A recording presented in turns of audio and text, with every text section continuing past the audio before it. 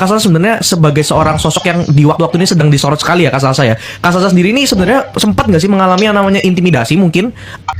Welcome back, berjumpa lagi bersama saya Bayu Raden 69. Seperti biasa guys, kita mau reaction video yang lagi viral guys.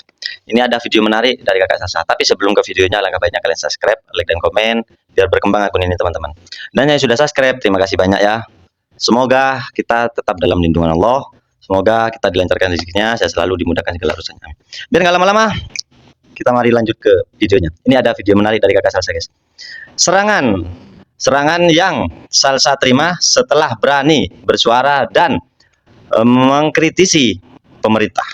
Gimana videonya? Habis kita simak barengan yuk. Let's go, check it out.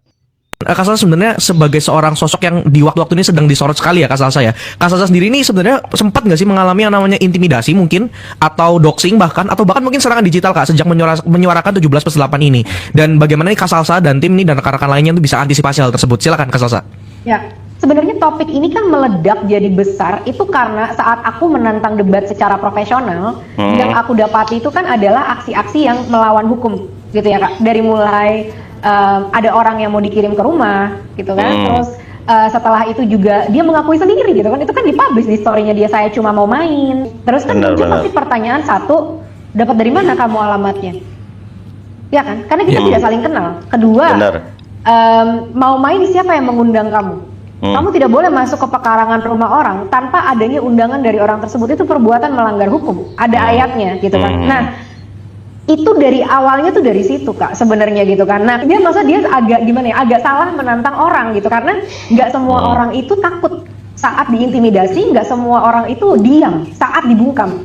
Ada beberapa orang-orang cegil seperti aku yang kalau diperlakukan seperti itu, kita semakin membara membabi buta kelojokan, guling-guling gitu kan. Maksudnya kita semakin ngerasa wah makin gak adil. Dan itu contoh Kak, itu cuma satu contoh yang aku rasa itu pasti sudah jadi pola Kak. Dan aku sudah menemukan bukti-bukti bahwa itu sudah menjadi pola. Isi langsung dibuka tuh, bahkan ada tweetnya yang aku temukan gitu kan. Oh, nama kamu ini, alamat kamu ini, itu dia publish loh, di tweet loh. Secara publik dia mengatakan seperti itu.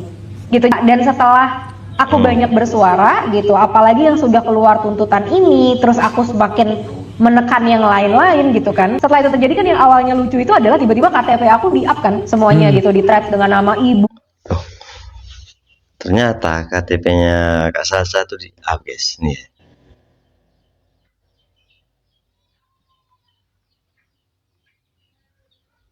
Lain-lain gitu kan. Setelah itu terjadi kan, yang awalnya lucu itu adalah tiba-tiba KTP aku di-up kan semuanya gitu, di-thread dengan nama ibu, tanggal lahir, alamat dan lain sebagainya. Terus dituduh LGBT aktivitis aktivis pertamanya kan. Ini lucu banget ya, karena Denmark udah melegalkan LGBT sebagai negara pertama di tahun 1980. Lah terus aku ngapain mau aktivitis LGBT lagi gitu kan?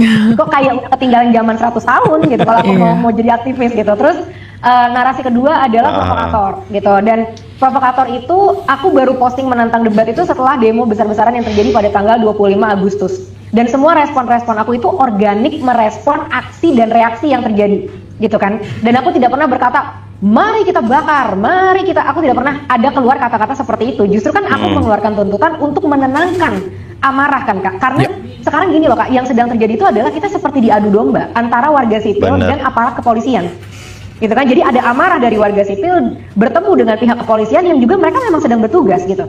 Dan amarah ketemu dengan perasaan terancam, akhirnya apa? Chaos kan yang terjadi gitu. Nah, aku mau meredam itu, udah ayo, maksudku selamatkan diri kita masing-masing, karena kita sama-sama manusia, kita sama-sama bangsa Indonesia.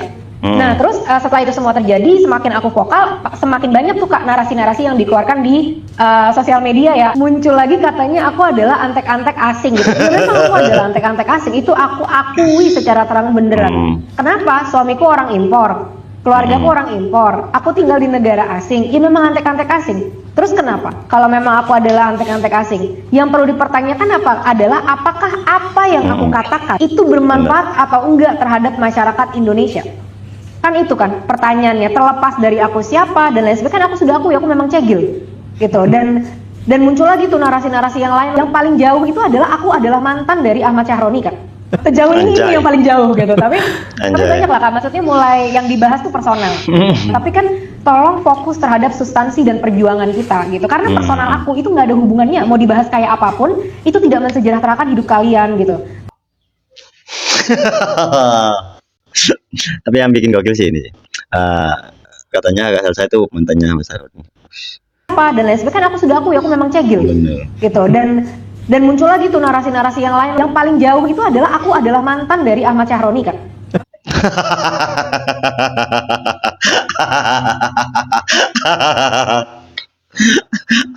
Aduh, aku dengar ketawanya Kak Salsa aja loh ya. Respect ya. Apakah kalian semua yang menonton akan ketawa seperti saya, guys? Yang paling jauh itu adalah aku adalah mantan dari Ahmad Syahroni kan. Hmm. Sejauh ini itu yang paling jauh gitu. Tapi Sejauh tapi ini banyak lah, yang karena paling mulai jauh. Yang dibahas tuh personal gitu. Tapi kan tolong fokus terhadap substansi dan perjuangan kita gitu. Karena personal aku itu nggak ada hubungannya. Mau dibahas kayak apapun, itu tidak mensejahterakan hidup kalian gitu. Respect lah buat Kakak Salsa ya.